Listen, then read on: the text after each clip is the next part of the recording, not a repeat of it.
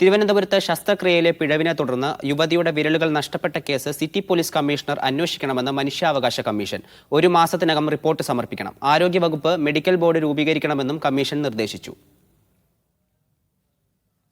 ആഷിഖ് തുടരുന്നുണ്ട്. ആഷിഖ്, എന്തൊക്കെയാണ് നിലവിൽ മനുഷ്യാവകാശ കമ്മീഷൻ മുന്നോട്ട് വെക്കുന്ന ആവശ്യങ്ങൾ?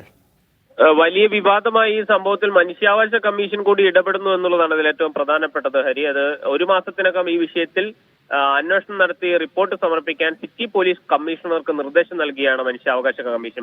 മനുഷ്യാവകാശ commission chairperson justice Alexander Thomas ആണ് നിലവിൽ ഈ ഉത്തരവ് ഇറക്കിയിട്ടുള്ളത്. ശസ്ത്രക്രിയ നടത്തിയ ആശുപത്രിക്ക് ക്ലിനിക്കൽ എസ്റ്റാബ്ലിഷ്മെന്റ് നിയമപ്രകാരമുള്ള ലൈസൻസ് ഉണ്ടോ എന്നും ആശുപത്രിയുടെ ഉടമസ്ഥൻ ആരാണ് എന്നുള്ളതും ഈ റിപ്പോർട്ടിന്റെ പ്രധാനപ്പെട്ട കേന്ദ്രമാകണമെന്നും ഈ മനുഷ്യാവകാശ കമ്മീഷൻ നിലവിൽ ആവശ്യപ്പെടുന്നുണ്ട്. ആവശ്യമെങ്കിൽ ഡിഎംഒ സമർപ്പിക്കപ്പെട്ടിരിക്കുന്ന റിപ്പോർട്ടിന്റെ അടിസ്ഥാനത്തിൽ ആരോഗ്യ വകുപ്പ് ഒരു വിദഗ്ധ ഡോക്ടർമാരെ ഉൾപ്പെടുത്തിക്കൊണ്ടുള്ള സ്റ്റേറ്റ് മെഡിക്കൽ ബോർഡ് രൂപീകരിക്കണമെന്നും മനുഷ്യാവകാശ കമ്മീഷൻ ഈ ഘട്ടത്തിൽ ആവശ്യപ്പെട്ടിട്ടുണ്ട്. ഏതായാലും 1 മാസത്തിനകം റിപ്പോർട്ട് സമർപ്പിക്കാനാണ് സിറ്റി പോലീസ് കമ്മീഷണറോട് സംസ്ഥാന മനുഷ്യാവകാശ കമ്മീഷൻ ആവശ്യപ്പെട്ടിട്ടുള്ളത്.